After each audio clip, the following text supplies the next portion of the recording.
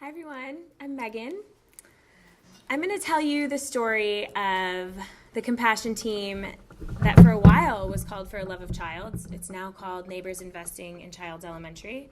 And I'm going to tell you about it via my experience teaching in Philadelphia.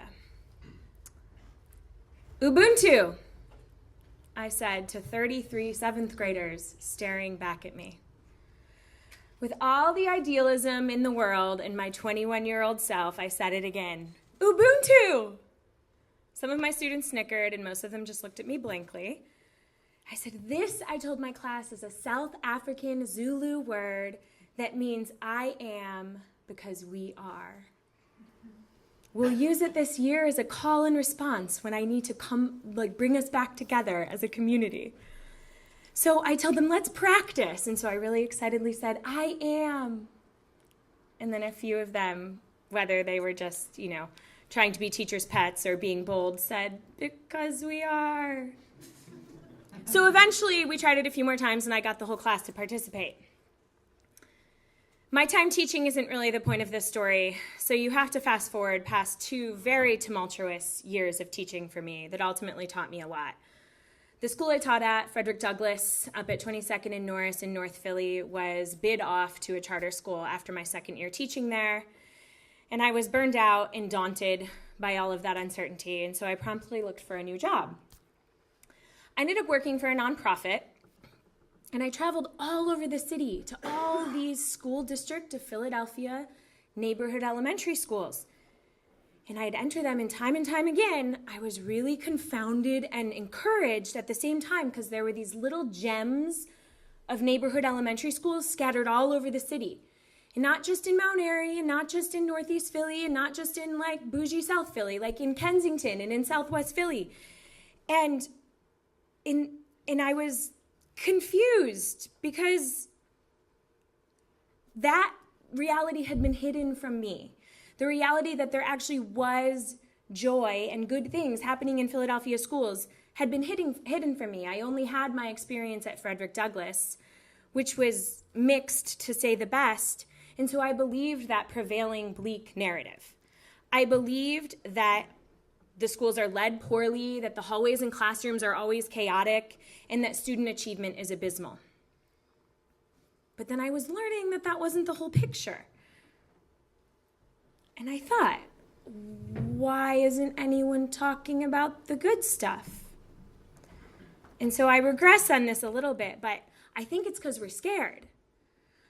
I think with a challenge as big as educational inequity, which is, of course, deeply rooted in our nation's racism, we end up thinking that if we point out the bright spots, it's going to somehow signal that we're complacent, that we're saying it's okay, that we're saying everything is okay and the status quo is okay.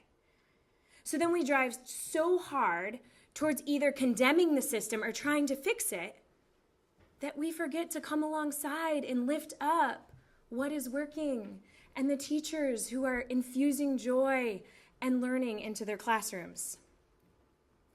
So during the same time period, I would bike by my own neighborhood school, G.W. Childs at 16th and Wharton every day, and I thought, I wonder what little gems are happening in that school. I wonder what joy is to be discovered in that school. And so as luck will have it, Circle of Hope already had a connection with that art teacher. And so I emailed her, and it was really simple. I said, I'm a former teacher, I'm a neighbor, what do you need? How can I know you and know the school better? And so literally within 5 minutes, we had planned an event. We planned an art auction because she needed money for art supplies. And so by Easter of that year, the floor-to-ceiling walls at 1125 South Broad, a different Circle of Hope location, were covered in this really bright, vibrant artwork. And come the night of the show, students performed dances and drum lines, and then families smiled as they would find their students' masterpieces among literally a sea of masterpieces. And the regional superintendent came, and he was really encouraged. And we raised $1,000 in one night, which felt, I was 24. I was like, I raised $1,000 for the school. We were really excited, and we did that together. It was this really community effort at Circle of Hope. And that was the only beginning. It is now a thriving neighborhood organization that we later named NICE, Neighbors Investing in Child's Elementary. And the other piece of this is that those of us who are deeply involved in this work have also engaged in really meaningful, intense personal work. Because it turns out when you start to love your neighborhood school and you're a white person in a gentrifying neighborhood, you are butting up right against all of the race and class and language divides that exist locally and nationally and internationally. And so a huge part of this organization has really been about confronting that and confronting the fact that our board is still predominantly white and middle class, and doing what we could in this rapidly gentrifying neighborhood to be a different kind of entity, to be a different kind of organization that got to know folks who had lived in the neighborhood and that listened to the families and students and parents instead of bringing our own agenda and our own desires for what we want the school to be. It's been crucial that we check our intentions and our agendas regularly. Who is this work for? Our own children or the children in the neighborhood?